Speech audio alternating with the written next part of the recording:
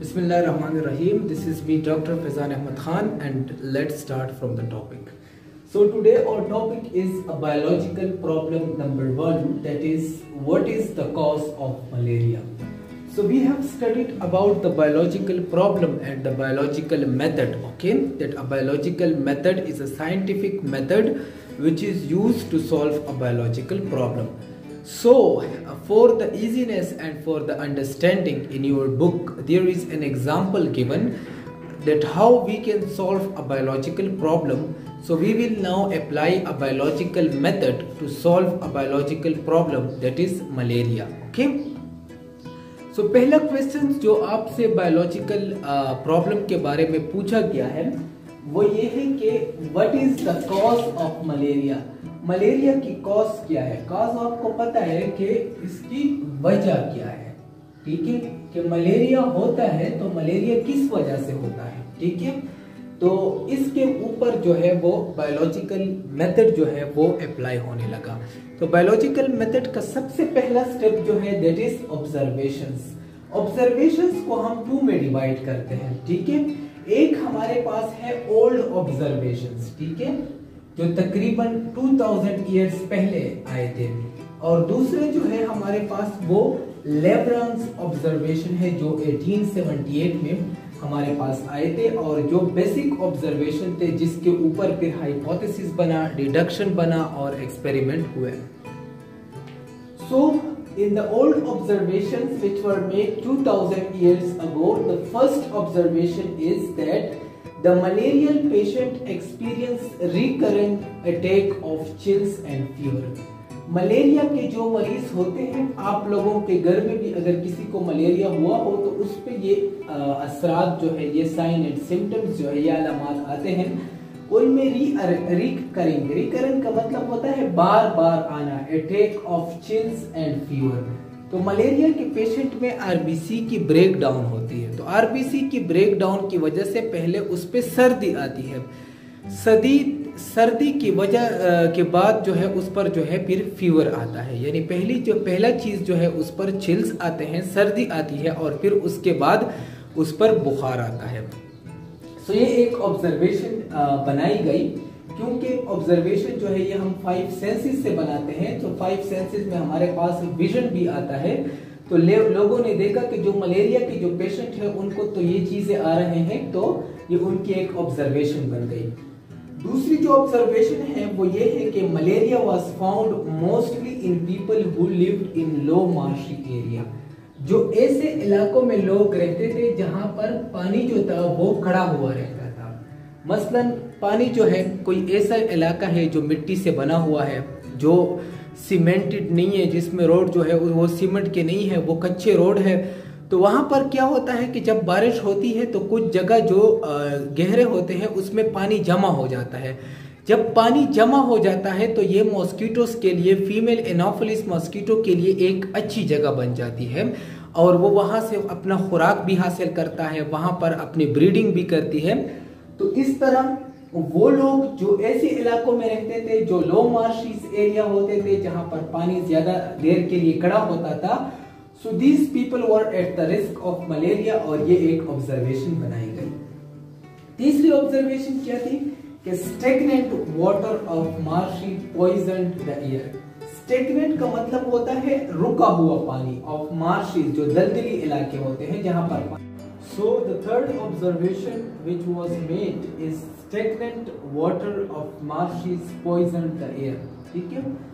Stagnant का मतलब ये होता है कि रुका हुआ क्या होता है कि एक जगह पर जब पानी जो है वो एकमुलेट होता है और वहीं पर ही वो खड़ा होता है, तो उस जगह पर जो है वो क्या करता है, पॉइजन द एयर। पॉइजन का मतलब है जहर बनाना, जहरीला बनाना, ठीक है? द एयर, हवा को।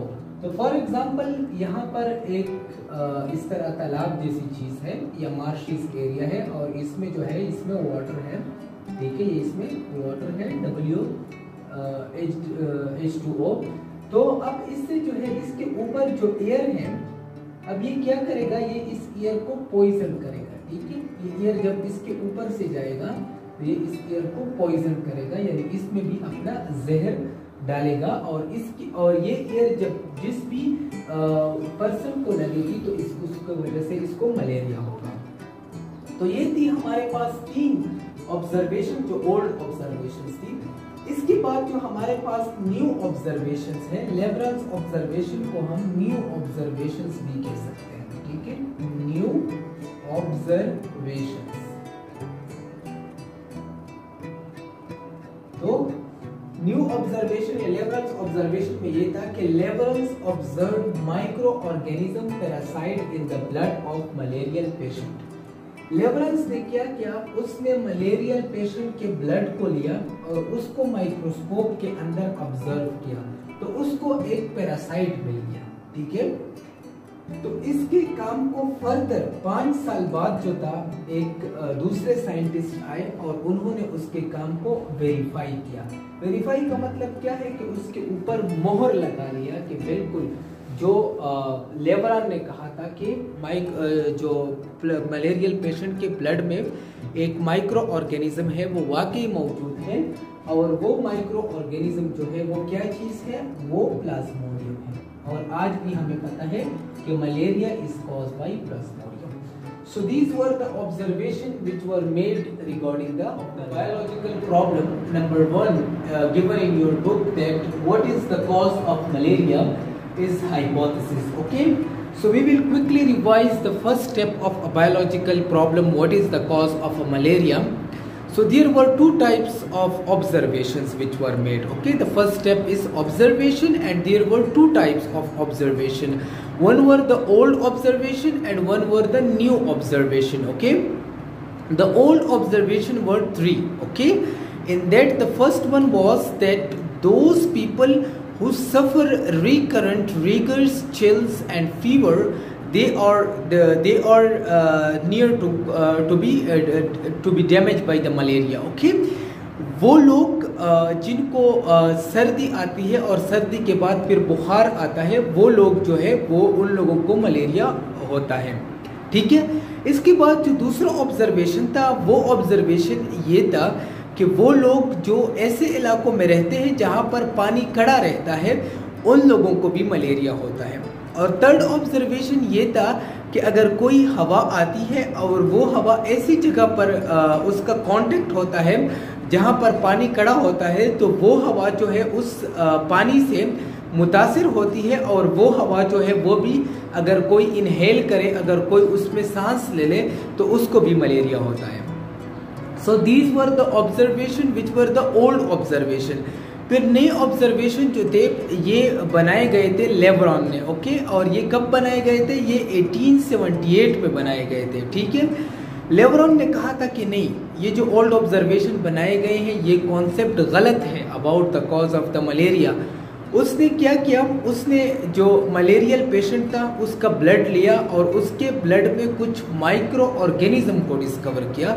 तो उसने कहा कि इसका जो कॉज है ये कुछ माइक्रो ऑर्गेनिज्म है, जिसका बाद में पता चला, 5 साल बाद पता चला कि ये तो मलेरियल पैरासाइट है, ठीक है, जिसको हम आजकल एमपी टेस्ट के थ्रू फिर हम इसको कराते हैं कि इसको एमपी है कि नहीं है।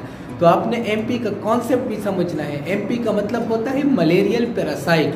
तो अगर वो पॉजिटिव निकलता है तो इसका मतलब क्या है कि उसका मलेरिया है, और अगर वो नेगेटिव निकलता है तो मतलब ये है कि उसके ब्लड में मलेरियल पैरासाइट प्लाज्मोडियम नहीं है, उसका मलेरिया नहीं है। तो जाते हैं व्यूअर्स सेकंड स्टेप की तरफ, और वो है hypothesis. Okay, so based on observations made, मैंने आप लोगों को पहले भी कहा था बायोलॉजिकल मेथड को डिस्कस करते वक्त कि हाइपोथेसिस जो है उसकी बेस क्या होती है, उसकी बेस होती है ऑब्जर्वेशंस, ठीक है। The hypothesis was generated or formed. Okay, observations जो हमारे पास 2 किस्म के जो ऑब्जर्वेशंस थे आपके माइंड में फिर से आ जाएंगे, यानी एक थे ओल्ड ऑब्जर्वेशंस, ठीक है, जो कि तकरीबन 2000 ईयर्स बिफोर बनाए गए थे, और एक थे हमारे पास लेब्रॉन्स ऑब्जर्वेशन। इन ऑब्जर्वेशन को मद्देनजर रखते हुए हाइपोथेसिस बनाई गई, ठीक है। So the hypothesis is made on the basis of observations. और वो हाइपोथेसिस क्या थी कि प्लाज्मोडियम और प्लाज्मोडियम क्या है? Malaria causing parasite is the cause of malaria. ठीक है, तो हाइपोथेसिस जो कि एक पॉसिबल स्टेटमेंट होती है, जो कि एक लॉजिकल स्टेटमेंट होती है, जो कि एक पॉसिबिलिटी होती है कि it can be the solution for a biological problem, वो क्या निकली कि Plasmodium is a cause of malaria. Plasmodium जो मलेरियल पैरासाइट है वो मलेरिया का कॉज है। ठीक है, फिर उसके बाद तीसरा स्टेप जो है वो है डिडक्शन।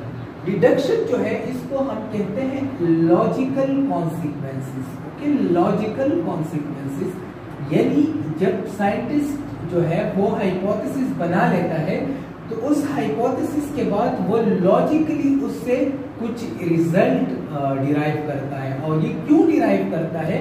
क्योंकि ये एक्सपेरिमेंट के लिए जरूरी होता है। सो logical consequences drawn from hypothesis. Okay, ये हम हाइपोथेसिस से ड्रॉ करते हैं यानी उससे डिराइव करते हैं। ठीक है, ड्रॉन का मतलब होता है derive. Okay, so what was the deduction of a question, what is the cause of malaria? The deduction was made from the hypothesis and it was that to test the hypothesis. Okay, hypothesis को test करने के लिए, hypothesis क्या है? Plasmodium is a cause of malaria through experiment. Experiment के जरिए the following deduction was made. ये deduction बनाई गई। Okay, if Plasmodium is the cause of malaria, अगर Plasmodium मलेरिया का कॉज है तो इसमें आपने डियर स्टूडेंट्स आपने इस जगह पर भी तवज्जो देनी है। देखिए डिडक्शन में मैंने कहा था कि there is use of if and then, और इफ स्टार्ट में आता है। So if Plasmodium is a cause of malaria, अगर Plasmodium मलेरिया का कॉज है देन, ये देन का यूज भी आ गया। ठीक है, तो ये आपने अपने जहन में रखना है कि use of if and then in deduction. Then all malarial patient should have Plasmodium in their blood. Okay, तो इसका मतलब क्या हुआ कि अगर प्लाज्मोडियम मलेरिया का काज है तो हम अगर मलेरियल पेशेंट जो है उससे हम ब्लड लेते हैं। ठीक है, मलेरियल पेशेंट से हमने ब्लड लिया, ये हमने ब्लड का एक स्लाइड लिया। ठीक है, यहाँ पर हमने ब्लड लिया। ठीक है, यहाँ पर हमने ब्लड लिया। ठीक है, ब्लड, और इसको हमने देखा माइक्रोस्कोप के थ्रू। ठीक है, माइक्रोस्कोप के थ्रू। तो इसमें भी अगर ये हमने मलेरियल पेशेंट का ब्लड लिया हुआ है, ठीक है, तो इसको हमने माइक्रोस्कोप के थ्रू देखा तो इसमें प्लाज्मोडियम होना चाहिए, क्योंकि प्लाज्मोडियम ही मलेरिया का काज है। फॉर एग्जाम्पल इसकी मैं आसान मिसाल आपको देता हूँ। ये तो हाइपोथेसिस है कि Plasmodium is a cause of malaria. ठीक है, तो इसको एक्सपेरिमेंट के लिए आसान बनाने के लिए, एक्सपेरिमेंट करवाने के लिए डिडक्शन की जाती है। तो डिडक्शन के लिए ये किया जाता है कि अगर प्लाज्मोडियम मलेरिया का काज है तो फिर हर मलेरियल पेशेंट में प्लाज्मोडियम होना चाहिए। तो अगर मैं मलेरियल पेशेंट हूँ, अल्लाह ना करे, लेकिन अगर मैं मलेरियल पेशेंट हूँ और मुझसे डॉक्टर जो है वो मुझसे ब्लड सैंपल ले लें और उस ब्लड सैंपल को माइक्रोस्कोप के अंदर देके और माइक्रोस्कोप के अंदर उसको मलेरियल पैरासाइट प्लाज्मोडियम मिले, तो इसका मतलब क्या होता है कि ये हाइपोथेसिस ठीक है। ठीक है, तो डिडक्शन हम किस लिए बनाते हैं? ताकि इस हाइपोथेसिस से हम लॉजिकल कॉन्सिक्वेंसेस डिराइव करें और फिर उन लॉजिकल कॉन्सिक्वेंसेस को हम एक्सपेरिमेंट के जरिए। Step of a biological problem number 1, what is the cause of malaria? That is experiment. Okay, so dear students, one thing which you have to remember in your mind and to keep in your mind is that experiment is the most important step of a biological problem. Okay, एक biological problem को हल करने के लिए most important step जो है biological method का, वो एक्सपेरिमेंट है। ठीक है, so to test the hypothesis scientist और biologist made the following experiment. ठीक है, हमारे पास जो हाइपोथेसिस था about what is the cause of malaria, वो हाइपोथेसिस था plasmodium is the cause of malaria. So to test that hypothesis the experiment was done. अच्छा, अब एक्सपेरिमेंट जो था वो जो किया गया, तो उसके लिए हमारे पास 2 ग्रुप्स लिए गए, ठीक है। किसी भी एक्सपेरिमेंट के लिए 2 ग्रुप्स लिए जाते हैं। उसमें एक ग्रुप जो था वो था एक्सपेरिमेंटल ग्रुप। एक्सपेरिमेंटल ग्रुप में जो था ऑल मलेरियल पेशेंट थे, ठीक है, इसमें सारे मलेरियल पेशेंट थे। जबकि कंट्रोल ग्रुप जो था, जो कंपैरिजन के लिए लिया गया था, इसमें हेल्दी इंडिविजुअल थे, ठीक है, ये नॉन मलेरियल थे, ठीक है, नॉन मलेरियल, इन लोगों को मलेरिया नहीं था, ठीक है। So the experiment was performed. There were taken the 2 group, experimental group and control group. So in the experimental group, in this group there were 100 malarial patients. अब 100 क्यों लिए गए, 50 क्यों नहीं लिए गए, तो वो एक एक्सपेरिमेंट के स्टैंडर्ड पर डिपेंड करता है, और जो बायोलॉजिस्ट उसको परफॉर्म करता है उसी पर ही डिपेंड करता है, उसकी चॉइस होती है। Blood was taken and examined for plasmodium under microscope, ठीक है। सो 100 मलेरियल पेशेंट्स जो थे उनसे ब्लड लिया गया और उनके ब्लड में प्लाज्मोडियम को देखा गया अंडर माइक्रोस्कोप, ठीक है, क्योंकि हमारे पास हाइपोथेसिस क्या थी कि Plasmodium is a cause of malaria. तो अगर एक्सपेरिमेंटली भी मलेरियल पेशेंट के ब्लड में प्लाज्मोडियम मौजूद हो, तो इसका मतलब क्या है कि हाइपोथेसिस इज ट्रू। फिर दूसरा जो है वो हमारे पास है कंट्रोल ग्रुप। कंट्रोल ग्रुप को हम कंपैरिजन ग्रुप भी कहते हैं, और इसमें हेल्दी या नॉन मलेरियल पेशेंट होंगे। So in this group there were 100 healthy non malarial individuals, ठीक है। इनमें वो लोग थे जिनको मलेरिया नहीं था, मलेरिया उसमें मौजूद नहीं था, okay. So the blood was taken and examined under microscope for Plasmodium, ठीक है। सो इसका मतलब ये है कि अगर मैं क्या करूं, यहाँ पर किसी चीज की कंपैरिजन करूं, तो उसके लिए मैं क्या करूंगा, 100 जो है वो अगर इस एक्सपेरिमेंट को देखें, 100 में वो डिजीज पेशेंट को लूंगा और 100 जो है वो मैं हेल्दी पेशेंट को लूंगा। तो अगर डिजीज पेशेंट के ब्लड में वो चीज मौजूद हो, प्लाज्मोडियम मौजूद हो, तो इसका मतलब क्या है कि हाइपोथेसिस ट्रू है, और इसके लिए जरूरी है कि हेल्दी पर्सन के ब्लड में वो मौजूद नहीं हो, okay। So for the experiment to be true, the causative agent, ठीक है, the pathogen or the जो भी चीज हमारे पास है, जो वो डिजीज कॉज करता है, disease causing agent, it should be present in experimental group and it should be absent in the control group, okay. So after performing the experiment there was the 5th step is conclusion or result, okay। 4th one is experiment and 5th one is conclusion. Conclusion is also known as result, okay। From the experiment done, it was proved that all malarial patients contain plasmodium in their blood, while healthy individual blood was plasmodium free। तो मैंने जो बात आपसे कही वही scientist को भी prove हुई कि जितने भी मलेरियल पेशेंट हैं, 100 मलेरियल पेशेंट थे, उनके ब्लड में प्लाज्मोडियम था जब उसको माइक्रोस्कोप के अंदर एग्जामिन किया गया, और जितने भी हेल्दी इंडिविजुअल थे उनमें प्लाज्मोडियम नहीं था, ठीक है। सो इसकी वजह से हमारे पास 6 स्टेप आता है, that is answer to a biological problem malaria, and it is that plasmodium is the cause of malaria. तो यहाँ पर आप देख सकते हैं what is the cause of malaria, plasmodium is the cause of malaria. तो जब भी आपको पेपर में क्वेश्चन आए कि write about the biological problem, what is the cause of malaria, या what will be the biological method for a problem, what is the cause of malaria, तो आपने लिखना है कि the biological method which is used to solve a biological problem, what is the cause of malaria, we will apply the following 6 steps, okay। आपने ये पहले 6 steps का लिखना है, ये बहुत अच्छा इंप्रेशन देता है, इससे एग्जामिनर को ये पता चलता है कि इस स्टूडेंट को सारी चीजें मेमोराइज्ड है, ठीक है। तो पहला स्टेप आपने लिखना है ऑब्जर्वेशंस का। ऑब्जर्वेशंस में आपने एक हेडिंग देनी है ओल्ड ऑब्जर्वेशन की जो 2000 ईयर्स बिफोर थी, और एक लेवरेंस ऑब्जर्वेशन जो न्यू ऑब्जर्वेशन है जो 1878 में प्रेजेंट किए गए थे। फिर दूसरा जो है वो है हाइपोथेसिस, तीसरा डिडक्शन है, चौथा एक्सपेरिमेंट है, पांचवा कंक्लूजन या रिजल्ट है, और छठा जो है, सिक्स्थ वन जो है, वो है हमारे पास आंसर।